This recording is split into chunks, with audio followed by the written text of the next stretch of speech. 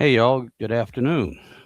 It's Saturday, January 10th, 2026. This is my first live stream of the year, so happy New Year's to everyone. I hope you all had a good Christmas. Hope you all had a good New Year's so far. I hope this year is better for you than last year. No matter how good last year was, there's always room for improvement. So I hope it goes well for everyone.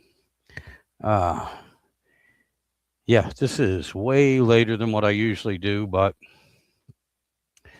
what's happening in personal life, what's happening is we had a reorganization. They rebid on all the runs at work, and I was taking a 3 to 11 shift basically. But again, things change. So next week, this coming week, I'll be doing a 3 to 11 shift. And hey, Philip, but the week after that, another run opened up, so I'll be taking that, and that's 4:30 in the morning till 3:30 in the afternoon. But as it stands right now, it's only 4 days a week, Monday through Thursday, which I would like. I'm coming off a 70-hour work week that I've been doing for a while here, and it'll be nice to cut back on the hours. But the run I'm going on, there's a good possibility they're going to make that 5 days, so that'll be roughly 55 hours a week, and I can deal with that. That's a happy medium between pay and not having an actual social life and trying to do everything on the weekends. So we'll see how it goes. Um, but anyway, that's why I'm kind of starting late today because for the past week or so I've been off for 23 days. Tomorrow will be 24, and then I go back to work on Monday.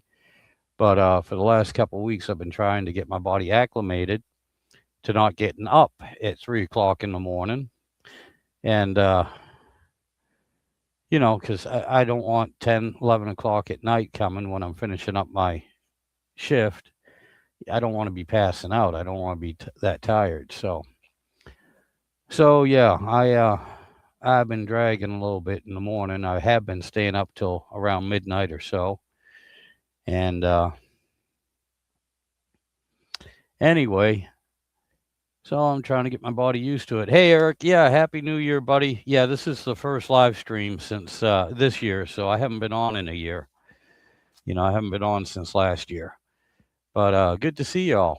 And of course, the link is up there. If Philip or if you, Eric, you want to hop on, that'd be great. I have no problem with that. Oh, Philip, yeah, I'm sitting in the middle of a storm right now. It just finally stopped being a tsunami here. Matter of fact, right over my head where I normally sit, found out that the porch has a leak in it. That's why I'm kind of sitting to the side right now. It's something I'll have to fix later. But yeah, we had some good heavy rain starting early this morning and running right up until just about 10 minutes ago. That was the other thing too. It took me again 45 minutes to get this computer up and running because with storms and everything, had a few little power issues and all that good stuff. But I can't say it's clearing up. It's just it's just not coming down in buckets. And I got everything working on the computer now. So anyway, it's one of those days. I was going to go out and piddle around in the shed. I have been doing that all week, piddling around in the shed and trying to get that a little bit cleaned up and organized. I got to replace part of the roof on it, obviously, because I mean it's not just leaking; there's a hole in it. But I'm not doing that today. Not a good day to do that. And now, to be honest with you, the priority when it does clear up and I get some time, the priority is going to be figuring out where this damn leak is on the roof. It's somewhere where the porch roof attaches to the house roof. So I'll have to get up there and see what's going on. I might have lost a couple shingles again, but I got some flash and I got some shingles. I'll get up there and see what I can do. So unfortunately, that's going to take precedent over the shed. But I'll get to the shed when I get to the shed. Last week the weather was gorgeous here for a few days. 70 degrees. I did I know you saw it, Philip. I did a video about the throttle body on the Dodge, and I got it fixed. I got it running. I think I have it adjusted. I be honest with you, I haven't drove the truck. It's sitting in the driveway. Tomorrow I'll take it out. I got to go put gas in it so I can take it to work. But um, yeah, I hate to say it. I'm getting old. I haven't done a whole lot in these 3 weeks I've been off. I've done as little as possible, and that includes leaving the house. I just, like I said, normally, because we do have this shutdown, this is a regular thing. It's usually only for 2 weeks. I took an extra week. And usually after the first week, and especially after Christmas and everything, I start getting cabin fever, and I get antsy, and I want to do something. This year, I had no ambition. I didn't want to do a damn thing. Hey, dinner with 777. We're doing okay. Yeah, you're coming in right into the middle of me venting about getting old and not having any ambition, and talking about the weather and uh, rain that's coming down, and found a leak right over my head. Normally, I sit a little bit more over to the right, uh, well, that way. And I can't sit there right now because there's water coming down. At 42, if you look at my profile picture, that was taken when I was 47. So I'm 59 right now. I'll be 60 this year. But yeah, the early part of the 50s, no big deal. The later part is catching up to me. It's reminding me of all the stuff I did when I was in my 20s and 30s. It's starting to catch up to me. But such is life, I mean, I'm not really overly complaining about it. I'm just Yeah, I am. I'm just bitching about it, just to hear myself talk, just to fill up some airtime. That's about it. That's about it. But that and the fact that, yeah, on occasion, the mind says, "Oh my God, yeah, I'm going to go ahead and knock this out," whatever project it is, and you get out there and your body goes, "What the fuck you doing? What do you think you're doing?" The mind is like, "What? What are you talking about? We're still 35 years old." The mind is like, "This ain't a problem." The body's like, "Really? Really? Hold my beer. I want to teach you a lesson."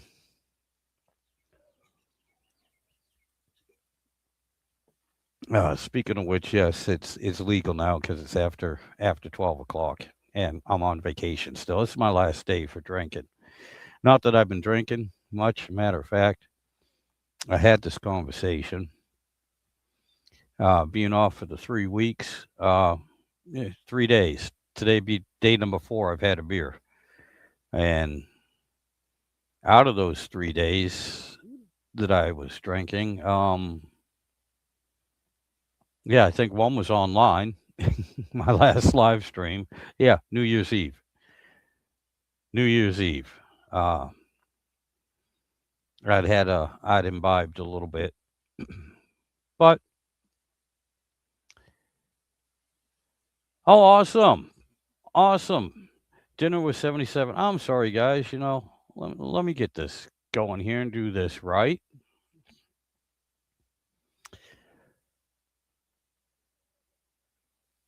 Yeah, cool, man. Cool. Yes, I will check it out, and I'm gonna leave that up here for a little bit so everyone else can check out your channel and check with you. Um, that'd be awesome, man. That'll be awesome. I'm in Virginia, so we're on the same time. We're in the same time zone. Um, Unfortunately, right where Philip is, he's an hour different.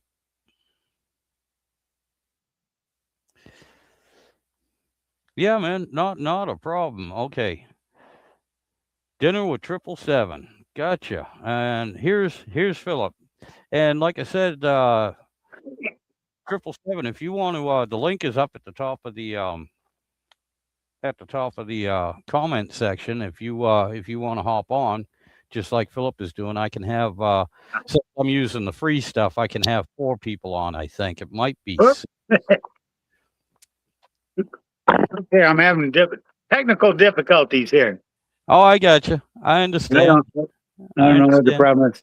What I'm doing is I'm trying to use a little miniature bench vise as a camera mount. Oh, I got you. There we go. Yeah, Okay. my nephew Kenny is here. There, He's how's that? popping in. That How's that look? Look good? well, that I can see your chin from your chin to your pocket. I Okay. can't see the rest of your face. It Okay. has to come up a little bit, or you have to scoot down a little bit. There, how's that? Yeah, Is that good? that's a little bit too tall. Right there. There you go. There we go. There you Oh, look go. at there. It acts like a rearview mirror. I can see people coming up the street now. There you go. Well, I anyway, got to try to get it zoomed in here. my nephew Kenny popped in. I just wanted to say hi to him. Yeah. And yeah, dinner with 777. You know, I mean that's one of the things. He said he has a comedy show and just talking about stuff kind of like we do here. We of course Well, this is not supposed to be a comedy show, but you know, it turns into it on comedy of errors. occasion. Yeah, it does turn into it. But Yeah, see, it took me 10 minutes just to get on because this is what had happened. I was down at the barn here trying to get things buttoned up because it's fixing to storm here. And I just got up to the house and I realized I left my phone sitting on the lawn tractor. oh So I god. snatched that up and I walked into the house. And as soon as I got in the door, the phone binged a message and it was you. Yep. So I'm like, well, I guess I'm not going to get a nap. I better go grab a beer and better use the toilet and then better make some cigarettes. And it's just one thing after another. It took me 10, 15 minutes just to get on, Oh, I got But you. I sent you I the understand hi that. to acknowledge that Yep. I knew you were there, Yep. I got it. Yeah. Well, But, see, yeah. What dinner with 777 is saying too is kind of like we do right here, right now. You know, it's well, not you're sitting specifically bullshit. comedy, but yeah, you just sit Yeah. around and talk about whatever comes up, whatever you want. Sometimes it's been a while. It's been a And you while, know but what?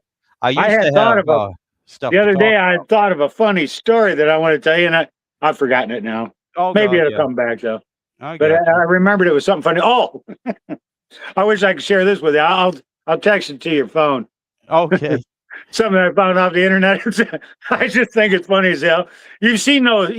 You saw that Consumer Electronics Show and all the robots and all the stuff that they're capable of doing, right? Yep. And they're Yep. showing all these demonstrations of how they can be used in factory settings and stuff like that. Oh yeah. Fully autonomous robots. And what I have is a screen grab that I took off the internet of one of those robots standing there holding a cardboard sign saying "Will work for food." Oh God, yes, I got you. I I mean, that's got how you. bad it is. Even the damn robots are unemployed. I hear you. And my nephew Kenny. Yes, Kenny. I used the knife. I've used it a couple times. I love it. It's great. For Christmas, he got me a very nice chef's knife. In a minute, when I go get ready to unload one of these beers, and you have to take over for me for a minute, I'll Yeah, grab the knife on my way back and yeah. show everyone. But yeah, oh, it is so nice. I've got about I have to have about 30 knives in the house. My father would be beating me from one side of this house to the other. What kind of knives? Like kitchen knives, butcher knives, or just handy Everything, knives? Yeah. everything. I got everything. I don't I throw them used to away. collect them myself. I'd have some really nice ones, just kind of general purpose. And what I have done, managed to do those, I've kept the ones that are most utilitarian to me. I got a big old Jim Bowie knife. Oh yeah. Love that knife. It's a gorgeous knife. And then I have all of my buck knives, my Buck 110, which is the folding knife, the Buck 119 and the Buck 121. And I probably got some other various smaller pocket knives. And I got those, those little razor knives that I use I as got pocket you. knife. But And hey, Turbo Tom just showed up. Oh yeah. And he's saying I keep pushing all my wife's buttons, trying to find the mute button. I've done this. I've done this to the wife. She'll be talking to me now. I'm deaf in this ear, so I usually try to have her sit on that side, on this side, And but there's been a few times that I've just turned to her with the TV remote, and I've just been clicking it, and clicking it, Yeah. and she'll look at me, and then she'll figure it out. Yeah. Of course, I'll get smacked, but she'll laugh Yeah. about it. Yeah. Yeah. But yeah, I'm sorry. I didn't mean to cut you off. I just wanted to acknowledge that Turbo Tom was here. And Yeah, it's good for to see you, sure. buddy, and happy. I had nothing to say anyway. But The only thing I was going to go to was talk about the weather for a little bit. I'm looking up at the sky. I got to keep a close eye on it because it's fixing to come down pretty good. yeah, it came down here starting early this morning. It came down in buckets, and like I said, Yeah. I'm sitting a little bit off center from where I normally sit because my roof is leaking. Yeah. Right over my head. Matter of fact, the dog was sitting beside me, and she's moved because she was getting dripped on. But back to the knives, though, what I was talking about. My dad, every knife in the house growing up was sharp enough to shave with. Uh-huh. And he was good. I mean, he's one of those guys that if YouTube was back in the day, and I was to make a video of him, I swear to God, he could take the dullest knife you had. You could see chunks missing out of the edge, and he did it all by hand. But for most of the time, if you had a knife in your pocket that had a decent blade on it, he'd grab a couple of his whetstones, and it'd be like shoot, shoot, shoot, shoot, leather strop, and you'd be sitting there in the morning shaving with the damn thing. Yeah. I can spend 2 days on a knife that's only half dull and manage to make it duller. I just and he tried to teach me and everything, and I just can't do it. That's why I have so many dead knives. There's nothing wrong with them, except that I used them until they got dull. And I used to have that same problem with I couldn't get a good edge on a knife, and I still can't. Not with what I'm working with right now. But one of the things that I learned, I was watching some documentary film about these sword masters over there in Japan that make these katanas and samurai swords and stuff, and how they put the edges on those, and it's completely opposite of what we've been taught as to how to do it. And when I started using that method, because you know how when you put a knife edge on, you're looking for this, or you're looking for this. They're not doing that. They're doing this. Yeah, different. See what I'm saying? Instead of having two sharp angles going up like this, they're curving in to an edge, and that's what holds that edge sharp. It's if you can imagine when you're grinding on a round wheel, and you're putting a knife right to the edge of it, what you're getting is actually a curve. You're getting these curves that come in like this to a point, Right. Or you work on the side of the stone, you get these straight edges. They're doing the complete opposite. They're coming out and around like this. And ever since I started using that method, by using a belt, sander, it puts that correct curve on the blade. Once I started doing that, then the damn things would hold an edge. But of course, it also has to do everything with the quality of the metal. Quality of the metal, the angle and type of the cut. See, I know all of this. I know it. Yeah. It doesn't translate to my hands so that I can, actually do it. And right now I'm working with a set of cheap made in China $1.98 set, Oh, I got you. in my kitchen. So I'm constant. But here's the cool thing. I got this can opener, and on the back side of the can opener, there's these two porcelain stones embedded inside the can where you can just pull the knife through there, and it gets them sharp enough to do whatever you need to cut. Of course, every day when you go in the kitchen and grab a knife, you got to run through that sharpener first. And here's the most funniest thing. The can opener quit working on me, but I didn't throw it out. I'm keeping it as the knife sharpener because it's the only knife sharpener I got in the house right now. And I got all kinds of cool stuff. I got a real nice 3-grit diamond stone for sharpening like wood chisels and stuff. That thing will put an edge on a blade like nobody's business. But it's off in storage. All my shit's off stored away, and trying to dig through that. I have I've got another, you've seen the little wooden blocks of all your different assortment of knives. Oh Well, yeah. I had my everyday block, and then I've got a really good German one that is still in the box, but it was off in storage for the longest time. I only just now brought it in the house a couple I of got days ago, you know, so I got you. This right here, yeah, that's my can opener. yeah. All right, now we had an electric one. As a matter of fact, we went through about 4 of them. They just didn't last that long, you know. What are they calling the P50 or P51 can Uh, opener? P38. P38. That was Yeah, it. I I knew got it was the same as an airplane. You yeah, know? I got about a half dozen of those, but Yeah. this I this only have two, but I have them in strategic places. I have one this on my motorcycle key ring, and I have one on my tractor key ring. Yeah. oh, I got you. Well, this I always have in my pocket, so Yeah. it's just easy enough to I've grab got it. one like that in the center console of the Corvette too, because you know how that works. You Oh know, yeah. you're always going to need one of those tools on that knife to fix something on a damn Corvette. I got you. I I got you. mean, Well, really, it's a nice car and everything. Don't get me wrong. And I just had it professionally cleaned just before I put it back up for the winter time. But after all, we're just talking about an old Chevy, and it's going to yeah. have old Chevy problems. You know, going to leak. Things ain't going to work right. You know, so Oh, I got you. That's with anything that's got some age on it. You know, yeah, yeah. any model of car. Same with that motorcycle. I took it out for just a little spin, just to get all the fluids going in it Yep. and put it back in the barn. See, and I've still got the barn open, but because I'm expecting some people to come over, but uh, uh, that same thing with that bike. You know, it's got the little things. You know, just some little things. You know, I think the one thing that bothers me, I don't know why it bothers me, because it shouldn't, is the fact that the navigation system, I just can't seem to get it to work the way it should be working. I can get it to display, but and they got a manual this thick on how to work just the navigation system Yeah. alone. Yeah. I could go in the house and get it and show it to you, but it's uh, I'm the kind of guy where I like to be able to push one button and the thing should just work. You Oh know.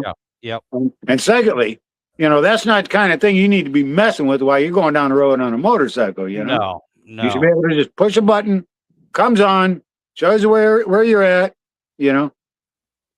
And there's all of that too. You have to enter in a destination, what the hell? Oh yeah. But I'll tell you what, here's good food for thought. How does that damn thing know where I'm at? And how's it other than to say it's got to be tracking you through satellite, or maybe it doesn't. Maybe it's not satellite because it's so old. Maybe it's bouncing off of cell towers or something. I don't know, but here's the point: whether you got that navigation system on or not, you're being tracked. Mm-hmm. Yeah. Well, it's like your cell phone, because if you use your cell phone, and use the Google on it, Google Yeah, Maps or anything yeah, else like that. yeah. It's triangulating from Right. from It cell knows towers. it knows where you're at. Yeah, yeah, You yeah. know. Even if it doesn't display, even if you turn it off, it still knows Right. where you're at. Oh yeah. It's just not this. When you turn it off, all you're doing is turning off the indicators on the screen, Right. Yeah. but it's Everything still else. tracking you. So Oh yeah. Yeah. Because at work, that's we have a thing is called Cellcom, and that's what they use for our paychecks. It's what we use yeah, for a time clock and everything. yeah, It's not for DOT. DOT, we use a different computer in the truck. The truck's got 3 computers yeah. in it, but this one here it's a regular cell phone. Matter of fact, it's a it's an Android. It's I got the S23. The one they have in the truck is the S21. Uh-huh. So it's basically pretty much the same phone I use for my personal use. And the But S23 is a good phone. yeah, but I mean it's always tracking you, because I took it off the dash one time, wasn't thinking, and logged out, and I was outside the truck doing my post trip, and not thinking about it, I left my phone in the truck, and I put the truck phone in my in my cell phone holder because, like I said, they're pretty much the same The phone. same thing, right? And I went home with it, yeah, I got a call from the boss. Are you in the truck? What are you doing? Yeah, And I had to tell him, look, the yeah. two phones are about the same, and I explained it to him, and he goes, all right. He goes, I understand. He said, no big deal. He said, of course you'll bring it back in the morning, right? And I'm Yeah. like, well, yeah. I mean, this is how I punch in and punch out, all Yeah. that good stuff. I said, plus I have to get my phone. He goes, yeah, not to worry. He said, I've done that about 3 or 4 times myself. Yeah. I was like, yeah, well, shit. But I yeah, even though, I wasn't actively using it, everything was shut down. I'd logged out and everything. They still were tracking that phone, and they were because that's right. how they keep Yeah. track of the Yep. truck. Also, Yeah. that's Even though you was logged out, they knew right where it was, didn't oh it? yeah, yep, Yeah, that S23 though, the story behind that was I knew I was needing a new phone and I wanted to get the best that I could get. yep. And I was talking with some people who are in that business. And there was a young woman, and I trusted her more than anything. She's about 27 years old, and she had been doing working for these cellular companies since she was 18. So she had almost 10 years under her belt because she's young and she's up on the latest technology. I Oh trusted yeah, her judgment. And at the time, she was telling me, well, the S23, this is the best thing you can get. It's like, and it had 256 gigs of memory, which is huge compared to my other phone, which only had the capability of 16. oh yeah, Yeah, yeah. it's like comparing $16 to $256. There's no comparison. Oh yeah, But by the time I got around to actually getting one, the one that I'm using right now, it's now the S25 with yep. the 512 gig, you see. Oh, see, And believe me, this is the last damn phone I'm buying. This thing's got to have to last. It's going to have to outlast me because I ain't getting another one. This thing costed $1,400, you know? tell me about it. The wife just got the S25, Mhm. and that's because she was using a S10. And finally, that thing she couldn't Yeah. keep up with anything, and especially at work, she has apps and stuff she has to Mine was put on her the, phone for work. But mine was the last one that I had was the Samsung 7. yep, And, well, it wasn't the one I had was called the J7. But when the Samsung 7 phone came out, right off the bat, they were having problems with them. The batteries in them bursting and catching fire. And, oh yeah, yeah, I there was a remember fella that. here in Florida who had left it. He had a Jeep, brand new Jeep, like a Jeep Wrangler, parked in his driveway. Had the phone sitting on the passenger seat with the charger plugged in, and it burst in flame, burned his damn Jeep up. Oh yeah, And so he's trying to sue Samsung, and Samsung's like, "Oh, don't worry, we'll replace your phone for you." yeah, yeah. I'm not worried about the phone. What about Well, the Jeep? I'll He's be like, honest. "No way, you owe me a new Jeep." But yeah, they finally acknowledged that it was bad batteries, and Yeah, so to get a steer away from that, there was nothing wrong with the phones. It was the right. battery that another company was making. So Yep. to make the distinction between the Samsung 7, the exploding ones, and the non-exploding ones, they Yeah. gave it the J designation. So mine was actually the J7. So that'll give you an idea how long I've had that phone. Because now they're up to number 25. Yep. Oh, I But at the got same time, I had my first smartphone was an Apple iPhone 4. And I got that when the iPhone 5 was already out. So they was trying to clear inventory, Yep. you know. And I think by the time I got rid of that, the iPhone 8 was out or whatever, 8S or whatever they said. Well, I'll tell you, when I get my S23, I got the top line with all Yeah. the bells and whistles and everything because I said, that's the one I use to this day too, Yeah. for my videos. It can't be but a couple of years old, right? I think it's about 4 years old now. I Mm. think I've had it about 4 years, maybe 3. But the one I got also came with the 500 instead of the 256. So Yeah. I 512. It's just double the 256, right, so right, 512. yeah, Yeah. 512, yep, and that was because I told him, hey, I want to use it for my YouTube for making the videos and everything. And my old phone, I had used up all the memory, so anytime I wanted to make Yeah. a new video, Yeah. I had to go through and delete a lot of older videos, ones that I hadn't finished editing. And, you know, a lot of this goes to when I was doing the, uh, yeah, I think I got this one right when I started that transmission. I can't remember. It might have been when I was doing the engine. One of the two. I can't remember. But anyway, I was running into the problem. You know, all of a sudden I'm 15 minutes into a video, which I And was you're going out. to edit Yeah. down. Yeah, and it stops. Yeah.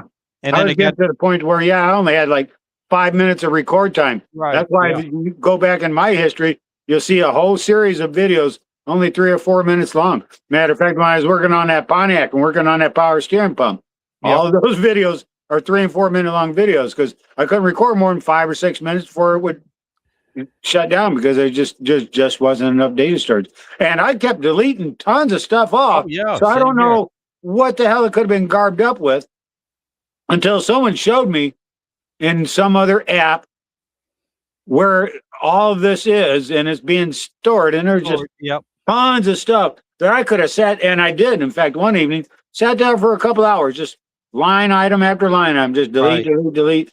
Spent hours doing that, and I didn't even make a scratch in it, you know? Oh, I hear you. So I hear you. that's when I realized, yeah, I got to get a new phone because I ain't going to sit here and do this, you know? Oh, I Just, got you. and you sit there for a couple hours and you delete and you get 1.5 gig back, you know? Yeah. Yeah. So, Yep. Yep. I got you. I got you. Yeah. It's well, like I said, I'm not going to complain about this phone right now. You know, I'll probably wait another 7 years and then, you know, take out a mortgage again and pay for a new phone. yeah. You know, Yeah. I mean, Well, I'm yeah, in my 65th year, so this is going to be the last damn phone. I got you. I got you. But yeah, my God, yeah. Like I said, though, I mean, I actually have a video camera, a nice camera, that I've used once, but the problem was I didn't have a computer because you know the camera doesn't upload automatically, and this little laptop is so old. Mm. I can hook the camera to it, but the laptop doesn't have enough memory to download the whole video so that I can upload it. Right. Oh my Upload it to like god. YouTube or So something. yeah. Right? Yeah, so I just can't win. Yeah. But Eric, let's see what Eric has to say. He's talking about the Samsung also. Old Samsungs did actually create some kind of backups or whatever that eventually clogged up. Yeah, Yeah. that's what Philip was talking about. I found that out with mine too. Not Well, only one of that, the but things in the, I was going the to say, one of editing. the things in the Samsung phone that they put on it, it's an app. It's called My Files, and I'm seeing a lot of stuff on the internet about how you want to just delete that one off. Yeah, And on my new phone, after I'll take photos or something or screen grabs, and when I'm done with them, I just delete it off. And then you go back into My Files and you find out that they're still stored there. You still got to delete off that file, you know? yep, So it makes you wonder how many other files and other apps are still right. storing that data, and it's storing it through the memory on your phone and not on the cloud or something, you know? Yeah, well, see, I had mine set up on the cloud too, but I filled up the free option, so I can't do that anymore. Yeah. Yeah, And that's exactly what they want you to do there too, you know? yeah, and I'm not paying for it, you know. No, I mean, neither am I. pay enough for everything else. But It's bad enough that they're spying on you to begin with, monitoring your shit. yeah, You know, I ain't gonna pay them to do that. You but know? the editing app that I use also, KindMaster. Now, don't get me wrong. Yeah, I've seen that. I've yeah, seen I that use on your channel because I it puts up the icon. Yep, and it's great for what I do, for what I have to do. The short bit of Yeah. editing that I do. The KindMaster is fine. The problem is I run into this problem. It's not only saved on the phone, it's saved on the backup on the phone, but it also saved on KindMaster. So when I go to delete everything after I'm done, I got 3 apps basically. If I don't want to keep anything on my phone at all, I have 3 places I have to go to delete everything, and then a fourth place because when you delete it, it holds it in storage for another 30 days. Then I have to go and dump the storage. Yeah. And so yeah, that's I found out that was eating up a lot of memory. And Yeah. Eric, who's Yeah, that he's guy being on funny, your isn't he? right side? Yeah, yeah. You know Philip. Yeah, that's this is my co-host. Yeah. Philip's my co-host. You know, you're talking about that too. I was just thinking, like for instance, if you're on your DVR, you're trying to delete stuff off, you know, you got like whatever, you know, Yeah. as the world turns, you know, because like on this DVR, somebody before me had programmed to record that daytime soap opera. I don't know, General Hospital or Okay, or yeah. All My Children or whatever the hell. But the point is, it's recording every freaking episode every day. Mm. And I go on there and there's like 750 something. Oh God, yeah. And so I go in there to try to delete it, you know, and you hit delete. And then it's, do you want to delete this? Yes. You know, are you sure you want to delete this? Yes. Do you realize this was the #1 Emmy winning show? I don't care, you know. Yes, you know. Oh, And you keep going through this, and finally it goes, this program can't be deleted. You know. he was talking about my buddy over here. Oh, the scary guy, yeah. Yeah, yeah, he's talking about that. That is my youngest grandson's friend. Okay. Yeah, That's that's why your Halloween guy, right? yeah, that's why he's still sitting here, because if I was to get rid of him or move him, the youngest one, he would have a fit. He'd be running around the house looking for his buddy. For Yeah. some reason, he loves him. Huh. And Crazy. here, let me. When the grandson's not here, I keep him turned off. I don't know. Your screen is kind of dark on my end. Is it you or is it me? Oh no, it's me, because I can't turn the light on, because that's Oh, yeah. exactly where the water is running. It's Oh, running yeah. right down the light, Yeah. and you know, it's raining out, so I went and did a service like that. There's a guy that here in Florida here, down in Destin. How I got suckered into this was oh yeah, that's pretty cool. Was my wife worked at this where my wife works. One of her coworkers, my wife was bragging to one of her coworkers about how handy I am, you know. yeah.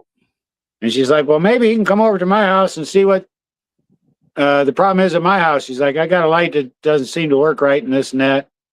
And the smoke detector's not working and da-da-da.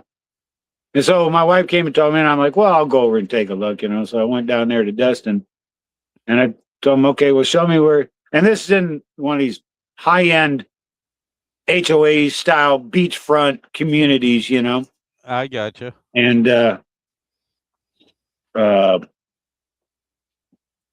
they take me into the master bedroom, and right there on the floor is a big pot on the floor. And I see there's water in it, and I'm like, where does that come from? And they point up to the ceiling. Sure enough, there's water dripping from the ceiling light fixture. Yep. And I'm like, oh man, that's not good. And only about 2 feet away from it is a smoke detector. Oh God. And the yeah. smoke detector was hardwired. And Yep. obviously the water had sorted that out. And so what I ended up having to do is go up into their attic. And sure enough, there was a hole in the ceiling that was lining right up with that electrical box. Yep. It was mounted, you know, in the ceiling. The water was dripping right on that box. And because those aren't watertight boxes, water could go inside that box and drip down. So I went and found the circuit breaker for it, shut it off, then opened up the electric, had to go back up into the attic, open up, and sure enough, it was just all corroded. And the smoke detector actually wasn't burnt out. It was that's where they were tapping in for the power for the 120 for the smoke detector. It was both a smoke detector and CO2 detector, you know. Okay. Yep. It was 120, and it had no battery backup. It was hardwire, and that's all it was. It was just corroded. But the next step was to get up on the roof and patch that roof. And all I could do at the time, because first of all, this is HOA. And as soon as I got on the roof, one of the HOA supervisors come walking along, and he was being nice, you know. Yep. Yep. But he's like, what you doing up there? You know, I'm like, well, I'm trying to find a leak, you know. And, well, why don't you come down here and talk to me? Because he wanted to know contractor name, blah, blah, blah, blah, you know. Right. And I knew this. I knew I was getting into some shit. So I was trying to be as uninformative as I could. And I just told him, look, the guy's a friend of mine. I'm over here trying to find out what his fucking problem is, you know. And because it was on the back side of the house and there was fencing, the guy could only stand at the front of the house Right. to monitor my work. But he was trying to be helpful. He told me, he says, because at one point I told him, I said, I'm going to have to go down to the Home Depot and get some shingles. And he's like, oh, no, you can't do that. Can't do that. He says, they got to match. All the shingles got to match in the neighborhood, you know. That's how sticklers they are in this HOA. Oh, yeah.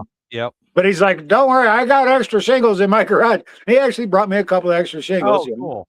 Yeah. So, and what I used was a product, I forget what it's called now, but it's just a plastic roofing cement that you can buy it in 5-gallon buckets. Something wet or wet something, I can't remember now. But in this case, it also comes in tubes. I only needed the one tube, you know, like a caulk tube. And I just passed it and just glued shingles down because I had to tear up shingles to find the hole. Right. So then I had to replace them shingles. I only needed a couple of shingles. So, but yeah, I got that fixed and that was all right. And then they wanted me to go into this Florida room that they had because they wanted to have a ceiling fan installed in a Florida room, and it was flat roof. Oh, and geez. the only way Yeah. to get into that is to cut into it and then try to pull wire because there was no electric there. Right. I had to pull wire from inside the house, and I'm like, this is getting beyond what I should be doing, knowing Right. damn good and well what your HOA is all about.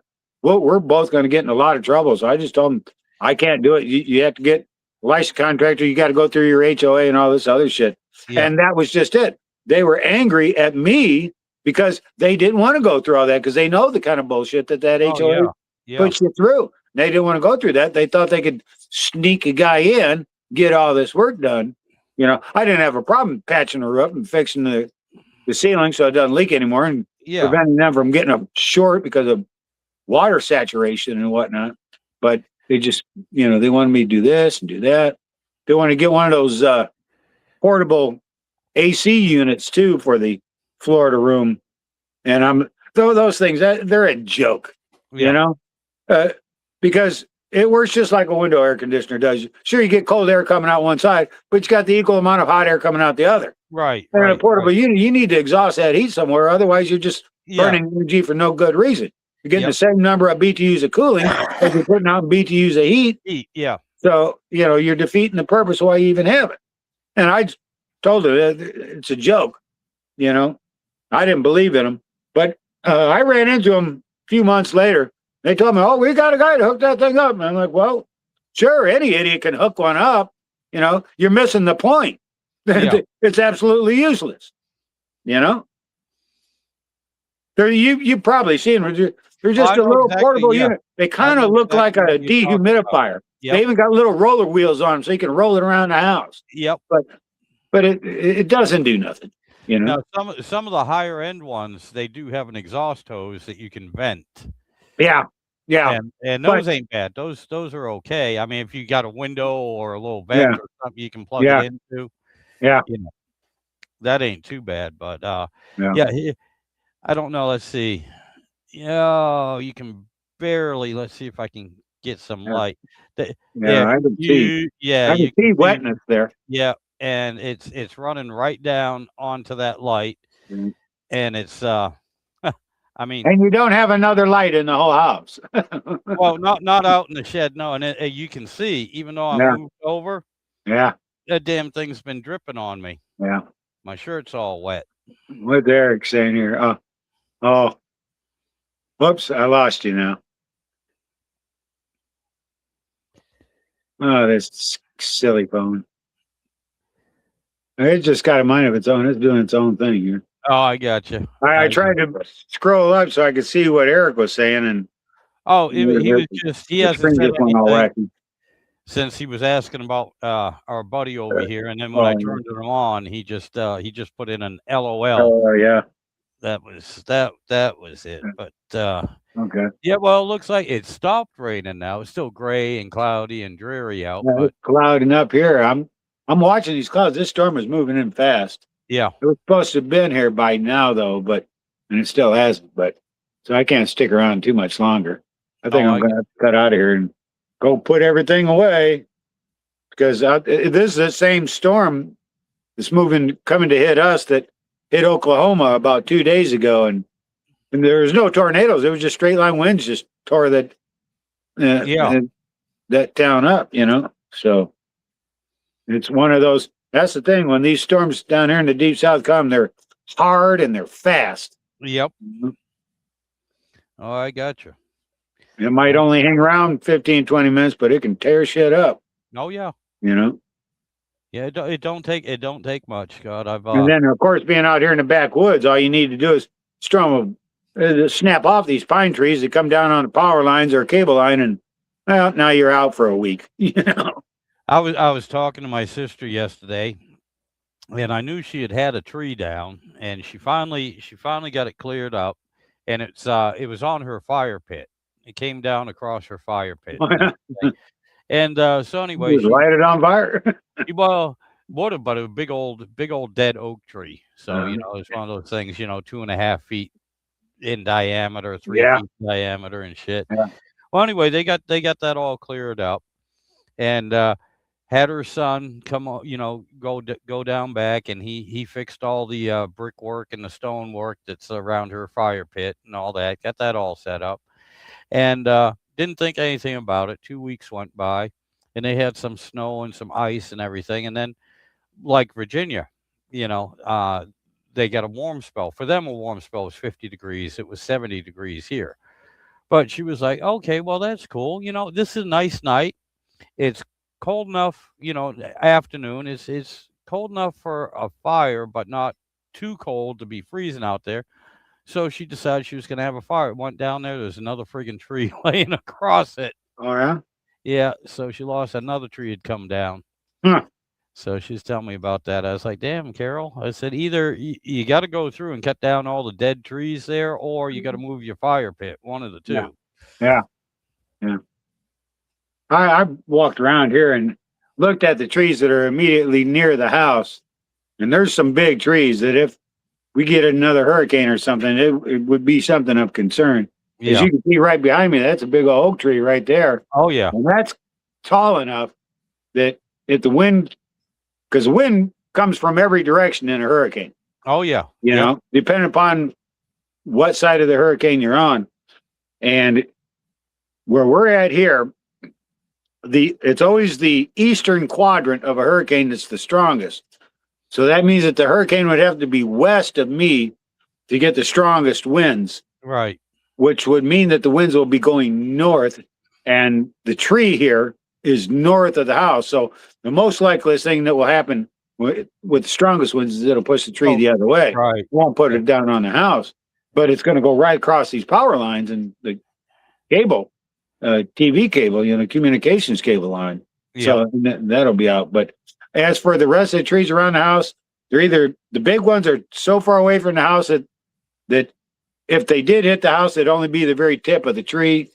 And all the rest of them are so small that it's not going to create significant damage. So I'm not worried about it here. But with my old property, I had nothing but big giant oak trees everywhere, And here's one thing that I realized, and it was kind of comical how I came to that realization, that I was out in the yard and I knew a storm was coming, and I'm trying to get things buttoned up and get in. And of course, the lightning always goes ahead of the storm. Oh, yeah. You start getting the lightning before you ever start getting the rain, the thunder and the lightning. And I heard a big crack and a boom, and I knew that was a strike of lightning that was real close. And my first thought was, you don't want to be underneath a tree during lightning strikes, because that's the most likeliest place to get hit. Yep. Because it hits the tree and you're standing under the tree, you're going to get hit too. So I thought, well, I want to get away from the tall tree. So I run away from that tree. And then I realized Now I'm standing underneath another tall tree. And you run away from that tree, and you find out you're underneath another tall tree. You're like, Yeah. screw this, go in the house. Yep. Yeah, that's what I quickly realized that you start to hear thunder and lightning, especially if it's close. Just get in the damn house. That's the safest place to be. Oh, I gotcha. I gotcha. Hey, I do have an automotive question for you. Yeah, Do you know anything? You saw my video about the throttle bodies. yeah. Are you familiar with those damn things at all? Not them Dodges. No, No. I never had the privilege of working on a Dodge. Note the tone of sarcasm in there. I gotcha. I gotcha. Well, I mean, that was I said that in my video too. Anything I Mhm. was looking up is all for the GM. But as GM. far as what that other guy was doing with that throttle stop, for lack of a better term, that's what he had done. Yeah. He just created a throttle stop Yep. Yep. just to bypass that mechanism, and it makes you wonder if that just won't work. And when you have a problem with that, I wouldn't have gone through the trouble of taking the damn thing apart and diagnosing it, because first of all, I know me, I can get it apart. It's getting it back together. I can't do that. So, Oh, I but got. what was your question? Well, that was basically my only question, because either you're familiar with them, and then I can pick your Yeah, brain a little bit more, or yeah. you're like me and you're not. And The so only it's time, well, I shouldn't say the only time I've ever had to deal with throttle body is on that 4.3 liter GM, but that would be a lie, because I never had to do a damn thing with it. Especially when it comes down to them GM 4.3s through the 80s and 90s and even into halfway through the 2000s. That truck of mine was a 2005, and I had a neighbor that's got a 2007, same damn thing. Just incredibly well designed, well thought out engine system. Everything from the oh engine yeah, block, cylinder head, fuel delivery. Uh, I like the idea that they still had distributors and spark plugs and yep, points and not points, but rotors and yep, and yep, an ECM and that kind of stuff. They're incredibly reliable to begin with, and so long as you just did a little preventative maintenance every once in a while, like putting in new plugs, wires, cap, and rotor, you know, and you just didn't have any problem with the throttle body fuel injection. You put some fuel injector cleaner in it every fifth tank full or something, yep. never had a problem. And so, Well, I'm starting to find out here, like I said, I dug into this a little bit because I really don't have a whole lot of knowledge about it, but it's a fairly simple system. yeah, It really isn't that much different from the GM system. yeah. Yeah, well, the Um, whole basic principle is exactly the same. yeah, and I mean, even the parts, of course, the parts are designed different. Otherwise, you wouldn't be paying twice as much for a Dodge part. You just buy a GM part, Mhm. but so of course, but they have the same things that do the same thing, Yeah. you know, um, and they pretty much work the same. And I did do a video on that 2007 Chevy truck that I've since deleted it off of my channel, but you got to go back about 2 years ago. yeah, I still have other videos where you can see that truck in the background, and I make mention that, well, I'm not going to be working on this today because I got to work on that today. right, And I did shoot videos of working on, but that turned out to be something really simple. It's just the throttle position sensor, and that's the one thing. It seems like with GMs, where it comes to those throttle bodies, the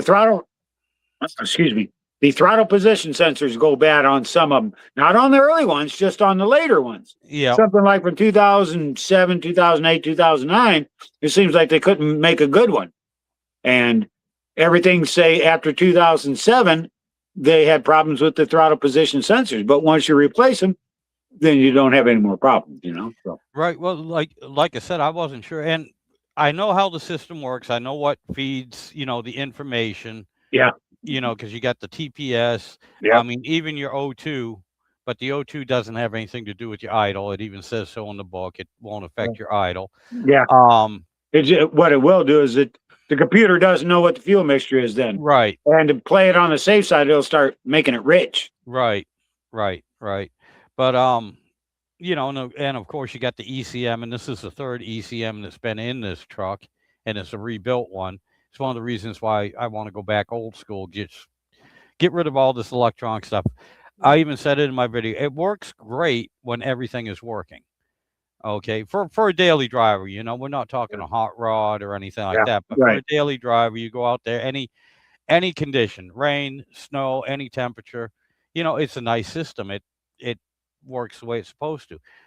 With this, I was lucky because that idle air control motor that I had apart, I know it didn't come out very well in the video, but it was just the points, everything in there, because it's covered in Yeah, grease. That grease yeah, turned into mud, yeah, and it just was clogging everything up. Once I cleaned yeah, it, it yeah. worked great.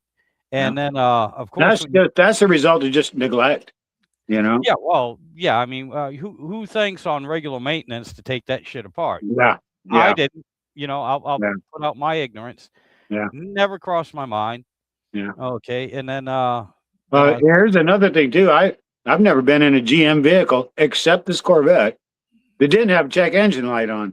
oh, And when you start doing the diagnosis, 9 times out of 10, it's the exhaust gas return system that's yep, clogged up somewhere because they got that charcoal canister and they got check valves and shit like yep, that. What's happening there is the recirculation system of the fuel system can't properly flow. There's right, certain pressures or vacuums or whatever, and that'll set off these sensors. And you quickly learn how to just ignore the check engine light, because if you did want to do something about it, you can't just replace one part.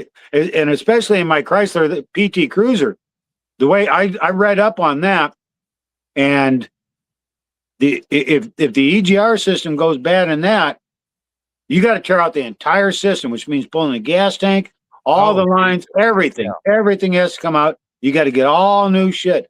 And I appraised the entire system. And here's the thing: no automotive parts store has the complete system.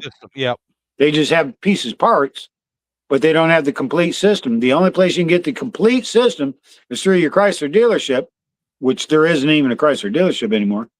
But and at that time it was like $2,800 for that. oh, So, geez, and that's why you see so many of these cars. Because here's another thing too. People for the most part just drive their cars. They don't do any maintenance. right, And cars like this that, you know, they're ticking time bombs. yep, And especially with the second gen Chrysler PT Cruiser, that's when they switched over to what they call a totally integrated power module.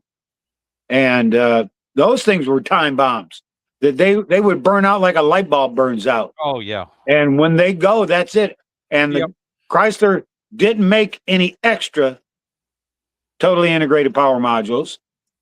You know, what they would, if a dealership needed one, they'd have to order it from the manufacturer, and the manufacturer go down off the line and grab one off the line, put it in a box, and send it to a dealer. oh, no But shit, otherwise, there was no, and they also didn't license the aftermarket to reproduce these oh, totally integrated power modules. yep, So when they started going bad, like in 2010, when they quit making a PT Cruiser, they also quit making the totally integrated power module. yeah, So at 5 years after they quit producing them, and 10 years after, in 2020, by 2020, now even the junkyards are out of yeah, them. yeah, The guys that scrounged every junkyard in the country trying to get a totally integrated power module. There's another guy that I follow online. He's called the Online Mechanic, JT, and that's exactly what he talks about. And he had a real quick fix to determine whether or not a power module was good or bad, and that he kept one in his toolbox. right, He could just pull that out of his toolbox, unplug the harness from the one that's in the car, plug it into his, and if the car worked, then he knew that the total integrated power module that's in the car was bad, because he knows that this one's good. yep, But he won't sell that for oh, all yeah, the tea in China, because no, that it's a quick, easy right, test yep, that saves him all kinds of time, yep, saving the customer money, to diagnose. You tell them, yeah, hey, look, I've tested it. Is the power module is bad, and good luck trying to get another one. oh, yeah, And in some cases, there's times when you'll see, because he's always working in his shop, and there's other videos where you see him. He's traveling to the junkyard. He's gonna go rifle through the junkyard trying to find another Tipham. yep, So yeah, I gotcha. Well, that was one of the things on my video too. Um, The only way I could find, like I said, I don't have enough knowledge about this system, Yeah, the I only know the API, shit that I've worked on. I don't know everything about everything. right? But uh, to check that IAC motor, they have a special tester. Okay, and it's a simple check because you plug the tester into the motor, plug the other end of the tester into the wiring harness, and then they have a lead that you Yeah, hook up onto the battery, and it cycles through it, and it'll give you the diagnostics. yeah, Tell you yeah. It's power diagnosing the thing. Yeah, and everything. I don't have one of those, yeah. and so I know there's And a it's not way. worth your time to invest in one either, because No, those things are not cheap. no, And you yeah, know, it ain't worth it, and, it's not worth it. like other things, there's always a way around where you can use a voltmeter, use a Yeah, multimeter, and yeah, check ohms and volts, yeah, but you can only do that if you know what you're looking for and what yeah. the readings are Exactly, supposed to be, exactly. and I could not find that anywhere online, so that's why I took it apart, I cleaned it up, crossed my fingers, Yeah. and See if it works. fortunately yeah, it Yeah, worked, and, that's always been my method too. I try to do my best first. yeah, Before I do the complete opposite. In fact, there was a company. I don't remember who it was. It could have been Holly or somebody with their sniper system, which is a aftermarket oh, yeah, I know, yep, self-sustaining yep, yep, fuel injection system with its own CPUs and all this other shit. right. And the funny part about their instructions is it says step one of the instructions, it states, try it our way first. I gotcha. Yeah. Yeah, and Because the guys like me who just got instructions, we don't need no damn instructions. right. We're going to do it this way. Yep. Oh, But that I reminds me get of another time. This was years ago. I was dating this girl, and she just thought the cars were simple, and they used to be. oh, yeah. And she just remembers how her father would talk about, oh, it's easy. Yep. There's not that working on a car. Of course, back in the day, they were easy. Yep. But, and I'm trying to explain to her that this isn't like the good old days. These things are way more sophisticated. And she's like, well, my dad just had a book on it. Well, yeah, you can get a book. I said, but in order for you to know everything about every fucking car, you have to have a book about 3 feet thick, you Yeah. know? And she thought I was bullshitting her. So one day I took her to this one automotive parts store. It was one of the old school ones where they got one of those books Oh, laid yeah. out on the counter. Yep. This book's covers about 5 feet 5 of the feet, fucking yeah. counter. Yeah. Yeah. I remember And, those and I days. brought her up to the counter and I says, you see that book going all up and down this counter? I says, that's the book you need if you need to know everything there is to know about every car. Yeah. And the place where I got my car battery, they're one of those old school shops where they Yep. got just that. They got a book about 3 feet thick. Oh, yeah. Just about every part from every car that you ever needed. In fact, when I went in there to get the battery, the fellow that runs it's the two brothers that are running it. And one of them, his name is James. He was the one I was talking to. And I said to him, I said, when I was getting the battery, I asked him, I said, listen, I got that 3.8 liter supercharged. I says that I'm pretty sure I spun a bearing in. I said, can you get me bearings or rings for that engine? He's like, oh yeah, I can get them. I probably got them in stock, Yeah. So that's good. So that's encouraging, Yet there's another place that I deal with where I get all my tires, get my wheel alignments, all that stuff done. And they used to be really good. What happened is the old man that ran it, he died during the pandemic. He got the Oh, COVID and died. And now you get this kid that can't be 27 years old, and his wife are now running the place, and they're just running it right into the ground. I've called them all last week trying to get in for a wheel alignment on that Corvette. They answered the phone one time, Oh, Jesus. Yeah. and I told them, I said, I'd like to make an appointment for a wheel alignment because I know you got to make an appointment for a wheel alignment. And they're like, I think I called them. I started calling on Monday, got a hold of them on Tuesday. The girl told me, well, the earliest I can get you in is Thursday. And I'm like, well, what time? She said, well, I got 2 openings. And I'm like, okay, well, let me get back to you because there was somebody else I was going to call. And I told her I'd get back to her. And then only an hour later, I call back, not answering Oh, the phone. damn. Called them multiple times. The rest of this damn week, they just won't answer the damn telephone. So I guess they're just, they don't care if they do business or not, you know? Hmm. And I that's gotcha. a shame because that was a reputable service company for decades and decades and decades. And now it's not, you know, and they're not gonna last a year Yeah. keeping up business like that, you know? Yeah. So, Yeah. Yeah. Word of hold mouth on. does a lot more damage than what you know. But Especially it, in that small community, because they're about the oh only yeah. tire and wheel alignment shop in the whole town, Yep. and they're going to start jerking their customers around. Those people get pissed and they'll get real pissed because they know they've got to drive 30 or 40 miles to the next damn town to go to the next place. Yep. And most of these next places, they know by reputation that they're no good either. Right. So before you can get tires or something, you got to travel 100 miles round trip just to get a set of tires, you know? I gotcha. You avoid half of your damn warranty just getting back to the house. Yeah. No shit. No shit. But you know, you're talking about those old books and everything, and I miss them because you know you get on the computer, and I don't know what happened. Yeah, I did see it a little bit because those books are updated yeah, as well. yeah, And a lot of yeah, times you'll pull the old sheets out. You know, yeah, they're usually loose leaf. yeah. Um, Well, that's one of the issues too. A lot of the companies that provided that information, you know, they send those off to publishers, and those companies are going out of business because of this internet stuff. It's not profitable for them to print right. pages of updates for these books. Well, So, not only that, but I ran into this back in the '80s when I was working for a. you know, it's how the children's manual kept getting thinner and thinner and Oh yeah. thinner. Oh my God, yeah. But I worked for a parts store when I was in high school, also part time, and had to update the books one time, and I was doing that, and halfway through, you know, a guy comes in, he's looking for a part that we had to look up, and looking it up, and the guy behind the counter, you know, been there forever. He's like, "Man, no." He goes, "This is what it's calling for in this new news sheet." He said, "But that's not right."